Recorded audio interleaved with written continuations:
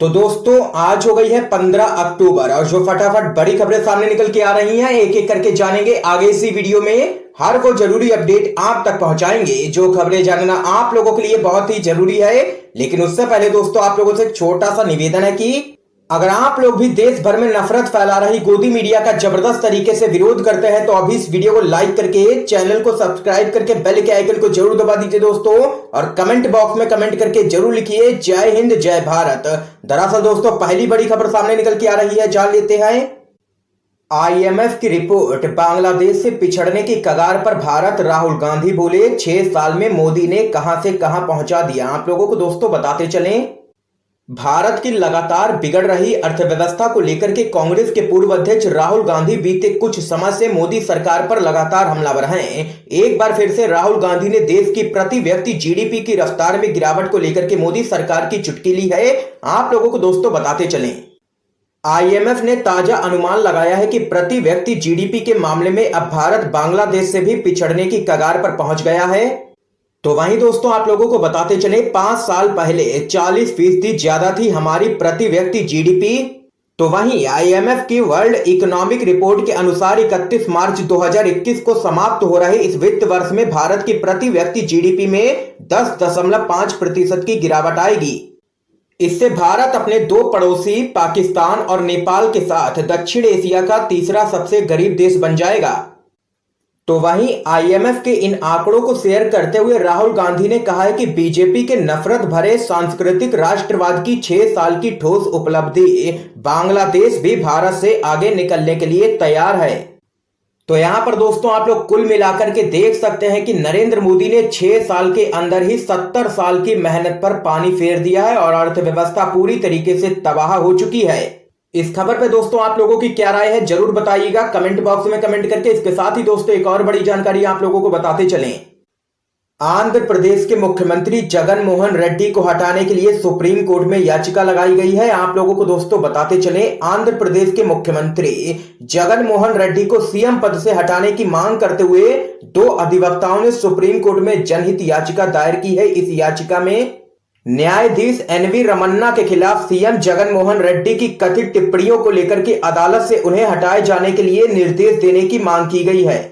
इसके साथ ही दोस्तों एक और बड़ी अपडेट आप लोगों को बताते चलें, किसानों के साथ मीटिंग में नहीं पहुंचे कृषि मंत्री, सरकार पर भड़के किसानों ने फाड़ दी कृषि बिल की कॉपियां। आप लोगों को दोस्तों बताते चलें, मोदी सरकार के द्वारा लाए गए किसान बिल को लेकर बीते कई दिनों से पंजाब और हरियाणा समेत देश के कई राज्यों में आंदोलन किए जा रहे हैं। इसी के चलते केंद्रीय कृषि मंत्रालय ने पंजाब के किसानों के साथ कृषि सचिव की एक बैठक बुलाई थी, लेकिन इस दौरान केंद्रीय कृषि मंत्री के द्वारा ऐसी हरकत की गई कि किसान वहीं पर जमकर के भड़क गए।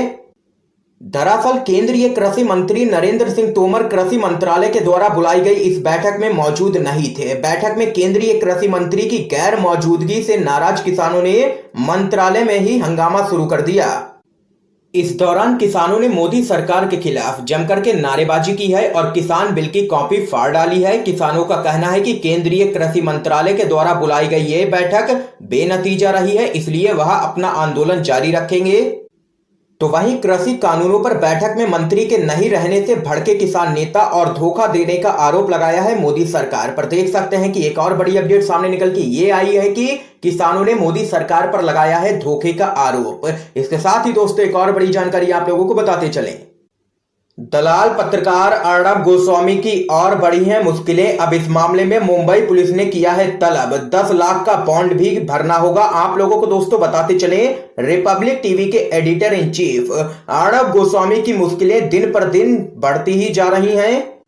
टीआरपी घोटाले में जांच चल रही थी कि मुंबई पुलिस ने एक और नोटिस भेज दिया है अर्णब गोस्वामी को। अर्णब गोस्वामी को मुंबई में वर्ली डिवीजन के एसपी ने भड़काऊ बातें करने के आरोप में नोटिस भेजा है। उन्हें 16 अक्टूबर को पूछताछ के लिए तलब भी किया गया है।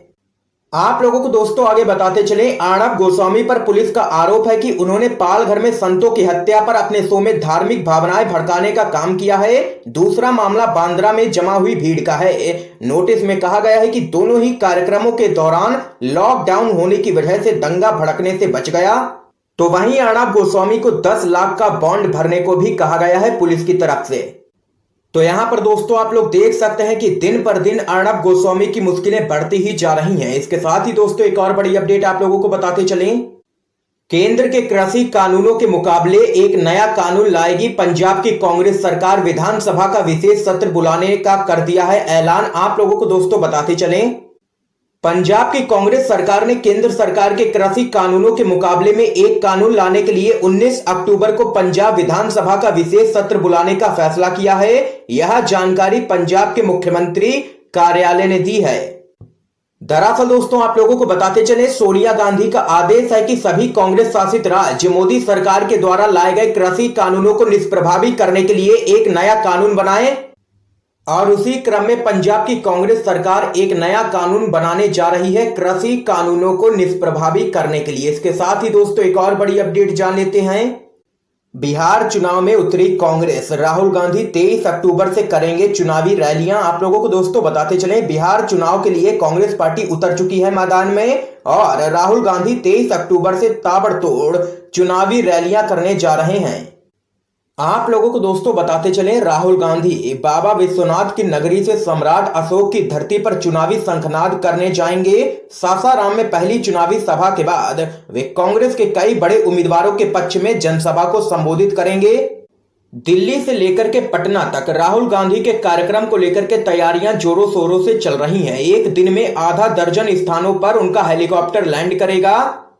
तो वहीं औरंगाबाद, गया और भागलपुर में भी राहुल गांधी के बड़े प्रोग्राम लगे हैं। तो यहां पर दोस्तों देख सकते हैं कि 23 अक्टूबर से ताबड़तोड़ चुनावी रैलियां करेंगे राहुल गांधी। इसके साथ ही दोस्तों एक और बड़ी खबर आप लोगों को बताते चलें। भाजपा ने बाबा साहब डॉक्टर भीमराव अंबेडकर के बनाए संविधान का किया है अपमान। कांग्रेस ने वोट से सरकार बनाई, नोट से नहीं, ये यहां पर कहना है मध्य प्रदेश के पूर्व मुख्यमंत्री कमलनाथ का। आप लोगों को दोस्तों बताते चलें, मध्य प्रदेश कांग्रेस अध्यक्ष कमलनाथ ने राज्य की बीजेपी सरकार पर हमला करते हुए कहा है कि जनता के द्वारा चुनी गई सरकार को नोट के बल पर गिराकर भाजपा ने डॉक्टर BR अंबेडकर के बनाए संविधान का अपमान किया है।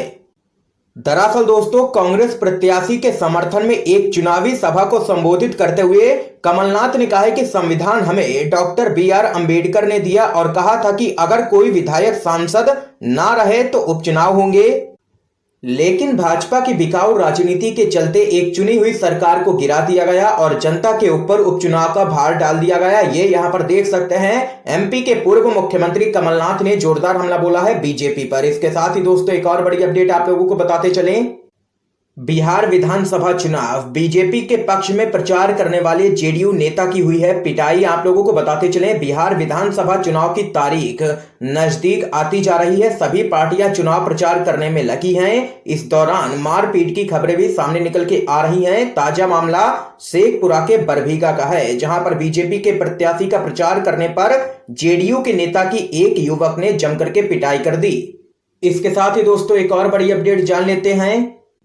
मत भूलें, संविधान की ली है शपथ। महाराष्ट्र के गवर्नर और CM उद्धव ठाकरे की जंग में असदुद्दीन ओवैसी ने मारी है एंट्री। आप लोगों को दोस्तों बताते चलें, महाराष्ट्र के राज्यपाल भगत सिंह कोश्यारी और मुख्यमंत्री उद्धव ठाकरे के बीच चल रही जंग के बीच अब AIM चीफ और हैदराबाद के सांसद असदुद्दीन ओवैसी ने एंट्री मारी है। राज्यपाल कोश्यारी के इस कदम की आलोचना करते हुए ओवैसी ने कहा है कि मुख्यमंत्री से इस तरह के कदम की अपेक्षा करना अप्रासंगिक है और ऐसा नहीं किया जाना चाहिए था।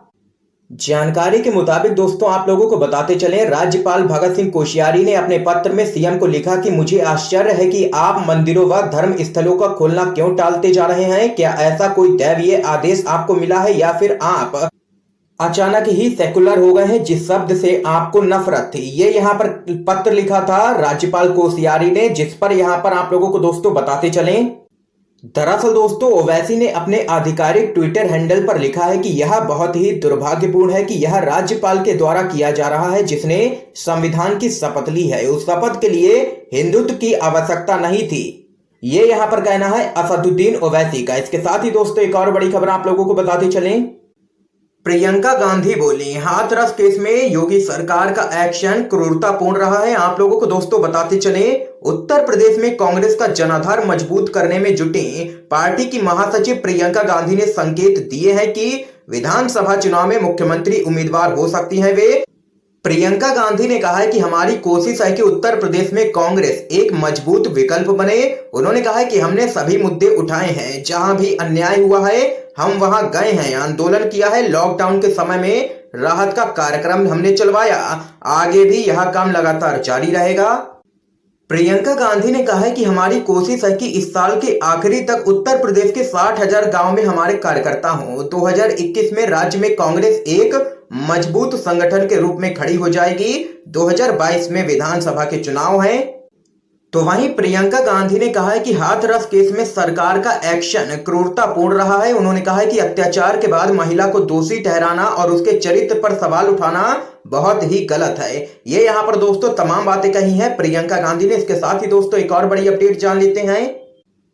बिहार में चुनावी कैंपेन के लिए उतरे कन्हैया कुमार बोले, विपक्ष को तय करना चाहिए अपना एजेंडा। आप लोगों को दोस्तों बताते चलें, बिहार में राष्ट्रीय जनतांत्रिक गठबंधन पर चुटकी लेते हुए जेएनयू छात्र संघ के पूर्व अध्यक्ष एवं भाकपा नेता कन्हैया कुमार ने कहा है कि दुर्भाग्य से राज्य में 15 वर्ष पहले जो मुद्दे प्रासंगिक थे वे मुद्दे आज भी बने हुए हैं और सत्तारूढ़ गठबंधन हेडलाइन मैनेजमेंट कर जनता के असली मुद्दों और बुनियादी सवालों से ध्यान बांटने में लगा है। उन्होंने कहा है कि आज सत्ता पक्ष एजेंडा तय कर रहा है, विपक्ष उस पर प्रतिक्रिया दे रहा है और बिहार चुनाव में भी यही चल रहा है। कन्हैया कुमार ने कहा है कि विपक्ष को अपना एजेंडा तय करना चाहिए। इसके साथ ही दोस्तों एक और बड़ी खबर जान लेते हैं। शरद यादव की बेटी सुभाषिनी और दिग्गज नेता काली पांडे कांग्रेस में हुए शामिल। आप लोगों को दोस्तों बताते चले, बिहार विधानसभा चुनाव से पहले नेताओं का दल बदल का सिलसिला लगातार जारी है। इसी क्रम में दिग्गज नेता शरद यादव की बेटी सुभाषिनी यादव ने कांग्रेस पार्टी की सदस्यता ग्रहण की है। सुभाषिनी के अलावा बिहार के जाने माने नेता काली पांडे ने भी कांग्रेस की सदस्यता ली है। सुभाषिनी यादव ने कांग्रेस में शामिल होकर कहा है कि अपने पिता की ही तरह उनकी भी जिम्मेदारी बनती है कि वे महागठबंधन को आगे ले जाएं।